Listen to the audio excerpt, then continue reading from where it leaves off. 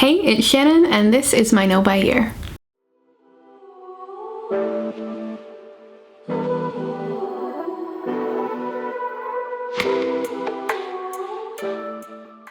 Hey there, it has been a hot minute, but thank you so much for joining me as I go through my No Buy Year. Turns out I'm much better at doing it than I am at documenting it, which I think is an okay thing. But my No Buy Year is that in 2024, I am not buying any clothing or accessories, makeup or skincare, fabric or yarn, books or homewares in 2024, unless they are replacements. So replacements for ones that I already have, or they fall into a couple of very specific categories that I outlined in one of my very first videos. So we are progressing along. We've been doing this for, oh my gosh, like 10 months now. It's been a wild ride and learned a lot, learned a ton, and the summer was just so busy. I haven't created a ton of new videos, but I also have been sticking to my no buy, so that's great. We've been traveling a ton, my husband and I both separately for work and then a couple of trips together, and that's a benefit of the no buy, you know, that we have a little bit extra of the ready to go on some trips together and spend some time together because we're not spending on frivolous things. So that's a sign that what we're doing is working. So I thought we could go through a couple of the empties that I have as far as empties from the summer. There's not as many as I would have thought. It's a sign that I did have a backlog of a couple of categories of things, and to talk a little bit about what it looked like this summer to be doing a no-buy. I think a no-buy during the summer is simultaneously more difficult and easier than at other times of the year. On the one hand, it's easier because you're busy. Your schedule's full of fun things to do. You're out in the sun, you're out on the water, you're in the garden, you're doing things, so there's less downtime to fill with unnecessary shopping behaviors.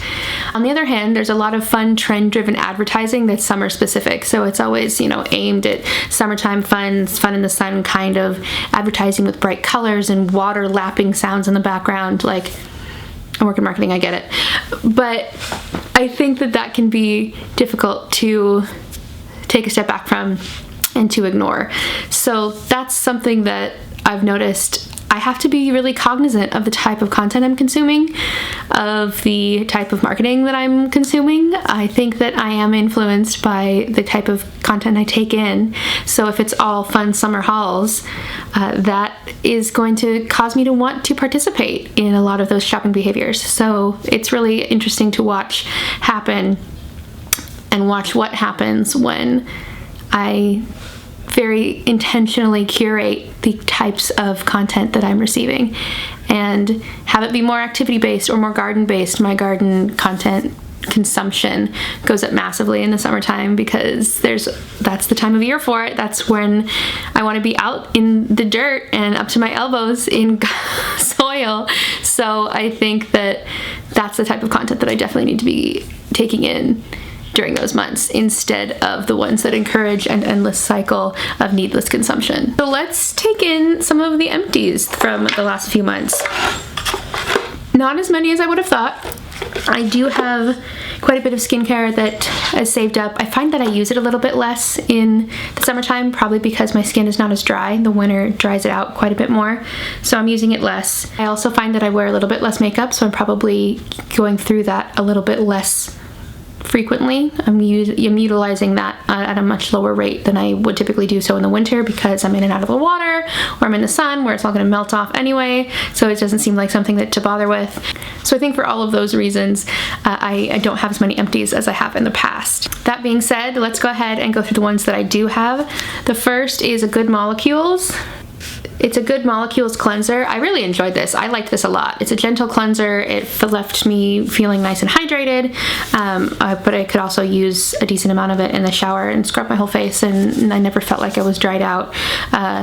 This just is an awesome, like, BDS safe, cruelty-free, great brand. I enjoyed it. So it's a Korean skincare brand, and I will probably be purchasing things from them again.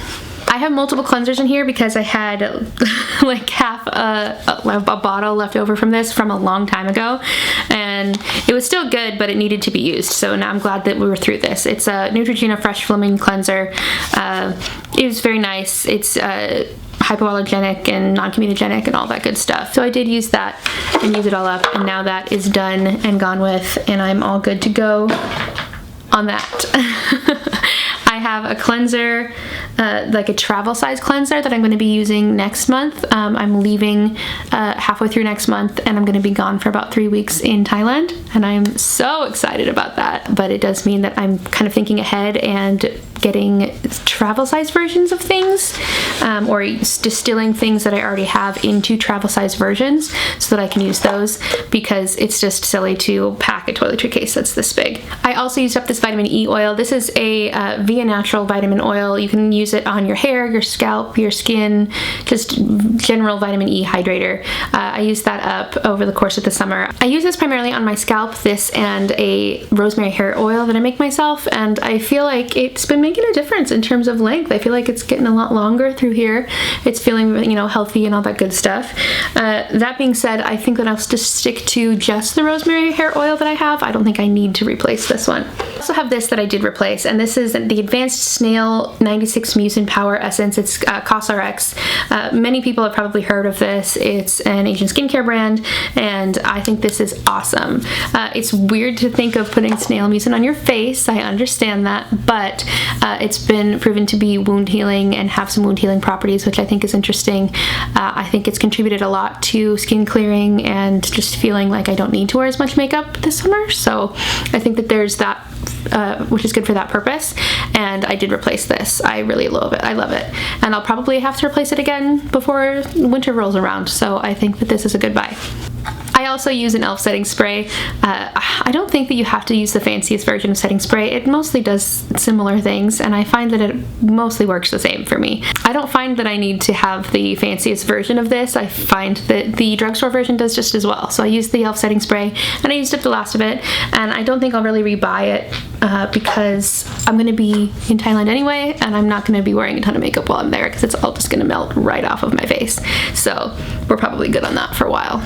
I also used up this tiny little sample I have from Eminence Organics. It's a citrus and kale potent C&E serum. So this was just a tiny little sample that I got with some sunscreen, and I love their sunscreen. Their sunscreen for the facial sunscreen is awesome. I really recommend that one. I really like it. This was just a fun little serum that I tried, and it was very nice. I find that Eminence Skincare has really nice formula and really nice texture, and I enjoyed using it, but it isn't something that I had to rush out and buy the whole bottle. And the very last empty that I have is the Haus Labs Concealer. So this is in the tone 12 Rosy Light. And this is a godsend because I have a difficult to match skin tone. So I'm very pale skinned, as you can see, porcelain sort of vibes out here, but I have a Portuguese ancestry on my mom's side, and so that gives me a yellow undertone to my skin that makes it really, really hard to match concealer to. So shout out to Ari at Sephora because she helped me match this quite a while back, and this ran out. And I had to immediately go get another one because it's the only one that I found. The only one I found that will match my skin tone without being super obvious that I've got a ton of concealer on. So I really like this one. This can stay. Something that I've been thinking about is that I think that the summer is a little bit of an easier time to be doing a no-buy because you are so busy and you're doing all of these fun things. You have the vitamin D and the dopamine that comes from sunshine, and that I think it is going to be getting more and more difficult as it starts to get darker. The nice weather lasted through into October for us, so it's been really nice weather lately. I haven't had to worry too much about the weather changing, but that's about to change.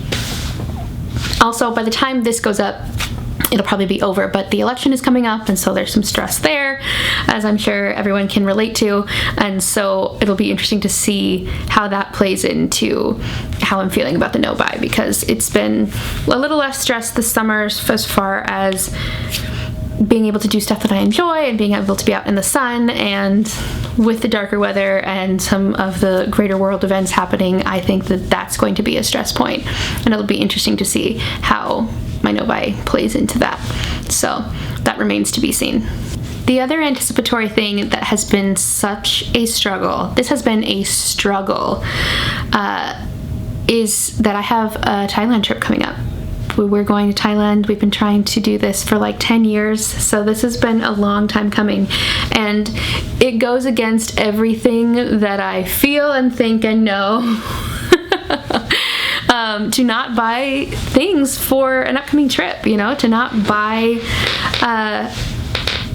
accessories and dresses and things like that for an upcoming tropical trip. It's very strange to me to be trying to work within the wardrobe that I already have and already wear. I will say that I've been a little bit spoiled in that for my birthday this year, a number of the things that I got for my birthday from my husband and from my mom were things for the trip that I can wear on the trip or that I can take with me to Thailand, so I feel that I am prepared and ready. So that was the nice thing about having a birthday that fell really smack dab in the middle of the summer and ahead of this trip, is that I could kind of anticipate the things that I would feel I couldn't be without. One of those things was a dress that's very, very lightweight because I know it's going to be so hot, and while I'm excited for that, I'm also a little apprehensive about it. So I'm glad to have a dress that is going to be able to stand up to the level of heat that I think that we're going to be facing, the heat and humidity that we're going to be facing. Another one was a dress with sleeves and a long skirt. Short sleeves, long skirt, because at Thai temples it is respectful to cover your knees and cover your shoulders as well. And it is surprisingly difficult to find women's clothing that do both of those things at the same time. Obviously you can wear a skirt and a t-shirt, and that's no big deal, and I probably will do that at various points, but if you're looking for dresses that are kind of one and done and call it good, finding ones that cover your arms and your shoulders and your back and your chest and your knees all at the same time can be a little challenging. And so finding things that would be respectful of that modesty level were important to me, because I want to go and respect the culture that we're going to be visiting. So that is one of the things that was a birthday thing and that I'm grateful for, and that have curbed the urge to shop for the trip for me. So that's been beneficial for my no-buy, that my birthday falls smack in between the summer and it's ahead of the trip, and it's things that I can take with me so I can feel like I'm prepared. And that's the interesting thing, is that there's nothing that I don't have at all, that I simply could not do without necessarily.